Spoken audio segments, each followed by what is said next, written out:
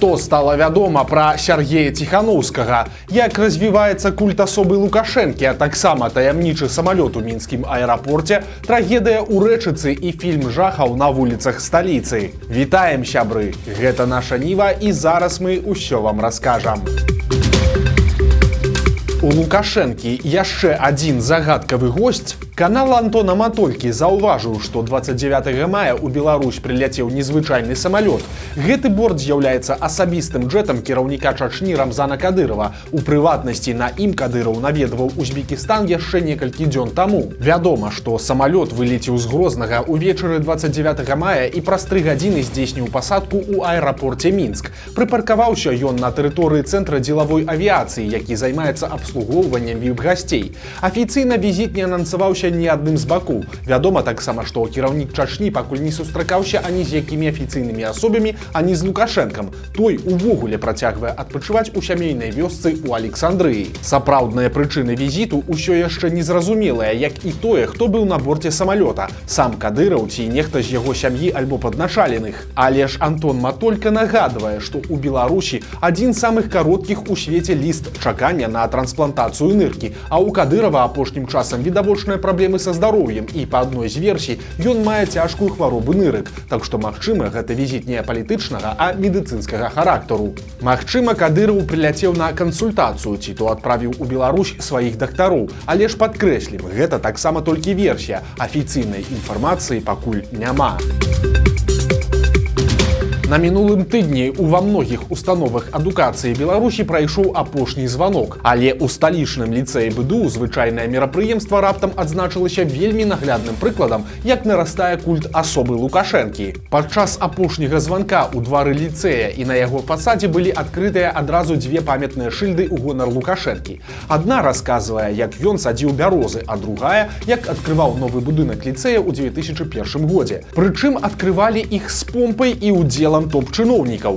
Былі міністр адукацыі Андрэй Іванец і намеснік старшыні КДБ Сяргей Гладышаў. І вось тут варта прагаварыць два важныя моманты. Па-першае, гэта ўсё кажа пра палітызацыю беларускай адукацыі. Эксперты ініцыятывы Айсанс адзначаюць, што ліцэй БДУ быў прыкметным удзельнікам пратэсных акцый 2020 года. Тады на фоне пратэстаў малодшы сын Александра Лукашэнкі Нікалай быў нават вымушаны забраць дакументы з ліцэя. Таму цяпер адкрыццё гэтых таблічак у гонар Лукашэнкі можа сімвалізаваць зачыстку ліцэя БДУ ад нелаяльных супрацоўнікаў і замацаванне праўладнага ідэалагічнага парадку.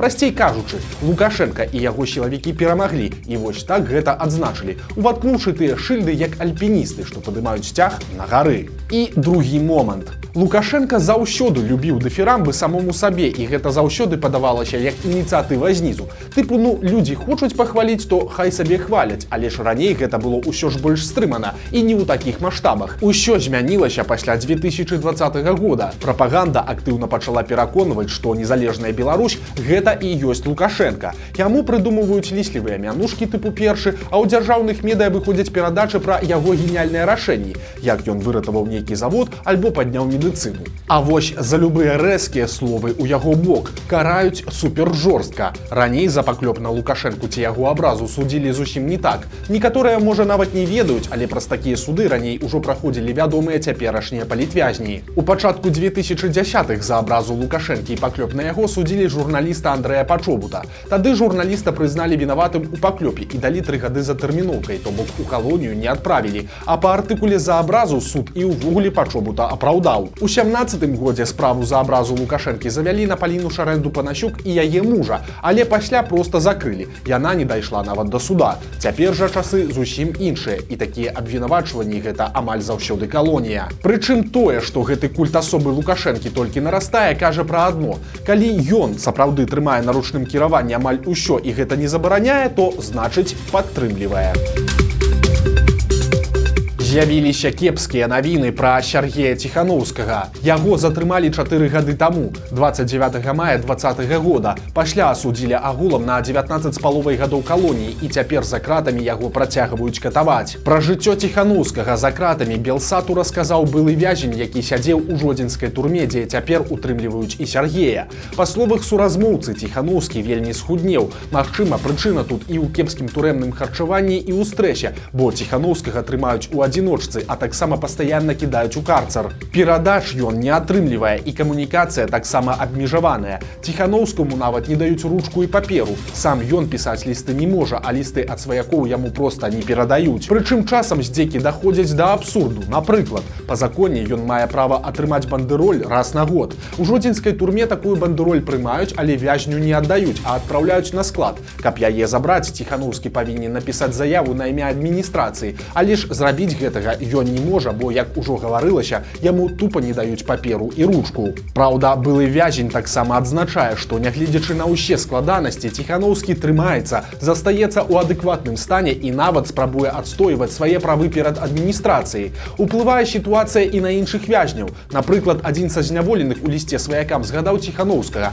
дык гэты ліст не прапусцілі на волю, а аўтара ліста выклікалі на размову да аператыўніка турмы. Прасцей кажучы, улады усімі сіламі намагаюцца ізаляваць Ціханаўскага ад знешняга свету, і пакуль, на жаль, у іх гэта атрымліваецца вельмі паспяхова. Блізкія Сяргея не атрымліваюць пра яго ніякіх звестак ужо больш за год.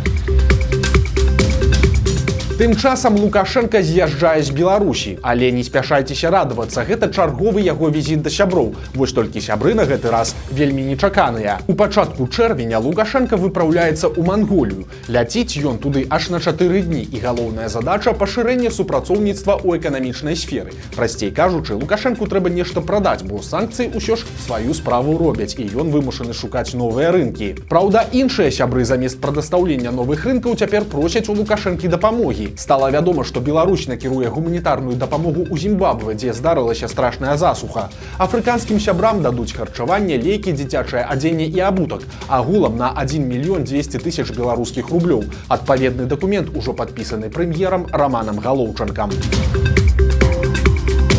Дачка лукашэнкаўскага дэпутата нарабіла шораху. На перадачы канала СТБ дачка дэпутата Олега Гайдукевіча раптам расказала усю праўду пра чыноўніцкую паказуху. Апошнім часам па ўсёй Беларусі праходзяць так званыя дыялогавыя пляцоўкі. Ва ўніверсітэт ці каледж прыязджае нейкі прапагандыст, чыноўнік ці актывіст БРСМ. На сустрэчу з ім зганяюць студэнтаў. Яны слухаюць лекцыю, як добра жыць у Беларусі і які малайчына Лукашенка, а пасля задаюць пытанні. Вось толькі дэпутацкая дачка шчыра кажа, патрэбныя пытанні студэнтам раздаюць, а тым, хто хоча задаць сваі, гэтага зрабіць не дазваляюць. Удзельнікі перадачы ў сваю чаргу адразу знайшлі вінаватых. Маўляў, гэта ўсё перастрахоўка настаўнікаў і выкладчыкаў. Не даваў жа такую каманду сам Лукашенка ці яго высокія чыноўнікі. Але ж сюрпрыз. Прапагандыст Ігор Тур з лукашэнкаўскага пула журналістаў расказаў, што тое самае адбываецца і на самым высокім узроўні.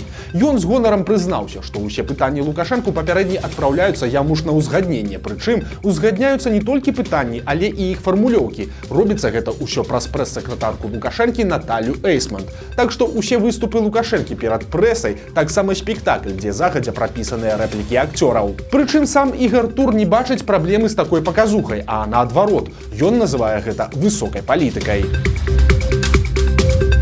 Дольче Віта па-беларуску, альбо як жывуць на пенсіі беларускія чыноўнікі. У элітным мінскім раёне Дразды, дзе жыве лукашэнкаўская эліта, здаюць дом за 7 тысяч даляраў на месяц. Яго плошча складае больш за 400 квадратных метраў. Ёсць сауна, більярд, джакузі і ўсё астатняе, але самае цікавае – асобы гаспадароў жылля. Журналісты партала «Зеркала» разам з Белпол высветлілі, што дом запісаны на 71-гадовую Ларысу Байчораву. Цяпер яна на пенсіі, але раней была намесніцай дырэктара цэнтра спартыўнай медыцыны. А муж Ларысы, Александр Байчораў, ціхі беларускі дыпламат. Ён прафесар кафедры міжнародных адносін БДУ і доктар філасофскіх навук. Але варта адзначыць, што Байчораў доўгі час працаваў на дыпламатычнай службе. Ён член калегіі Міністэрства замежных спраў Беларусі, раней кіраваў управленнем міжнароднай бяспекі і кантролю над узбраеннямі МЗС. Таксама працаваў у дэпартаменце па палітычных пытаннях і справах Савета бяспекі сакратарыята ААН у Нью-Йорку. Таксама Байчораў быў намеснікам пастаяннага прадстаўніка Беларусі пры ЕС і НАТО,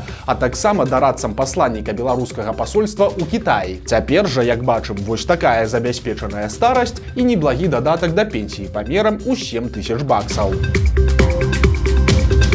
Трагедыя адбылася ў Рэчыцы. Там муж і жонка загінулі ў адзін дзень. Жанчына мыла вокны ў сваёй кватэры, і ў нейкі момант яна не ўтрымалася і сарвалася з 8-га паверха. Усё гэта адбылося проста на вачах яе мужа. Ён пабег на вуліцу, каб аказаць дапамогу, але было ўжо позна. Медыкі хуткай, што прыехалі на месца здарэння, канстатавалі смерць жанчыны. Муж загінулай увесь гэты час знаходзіўся побач і ў нейкі момант адчуў сябе кепска. Ад перажыванняў у яго здарыўся інфаркт. Нягледзячы на тое, што брыгада хуткай была побач і тут жа правяла рэанімацыйныя дзеянні, да поспеху яны таксама не прывялі. Мужчына сканаў на месцы.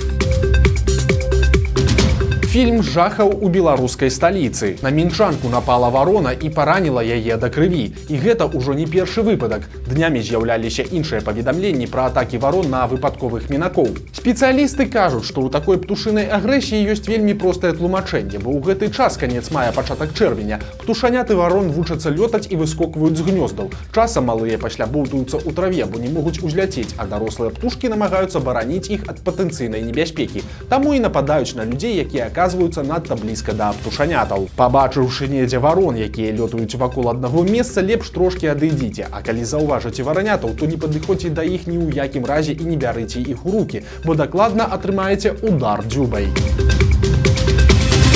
Гучная справа разварочваецца ў Польшчы. Там затрымалі некалькіх мужчын, паляка, украінца і 2 беларусаў. Паведамляюць, што яны працавалі на расійскую разведку і рыхтавалі дыверсіі. Мужчыны павінны былі падпальваць розныя аб'екты, такія як заводы, гандлёвыя цэнтры, рэстараны, каб пасеяць паніку ў польскім грамадстве. За кожны падпал расіяне нібыта абяцалі 10 000 еўра. Асобы беларусаў не называюць, вядома толькі, што аднаму 37 гадоў, а другому 35. Цяпер ім пагражае аж да пажыццёвага зняволення.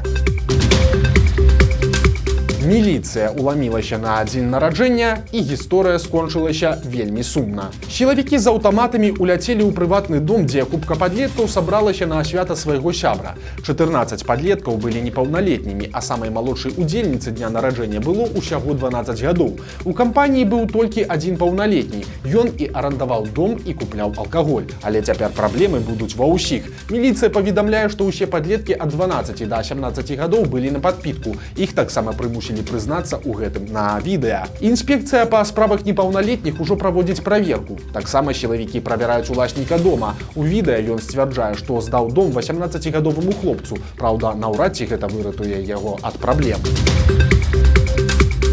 Вось такія навіны чацвярга. Падпісывайцеся на канал, стаўце лайкі альбо дызлайкі і выказвайце заўвагі ў каментарах. І, канешне, чытайце нашу Ніву, глядзіце нашу Ніву і любіце Беларусь. Сустрэнемся заўтра.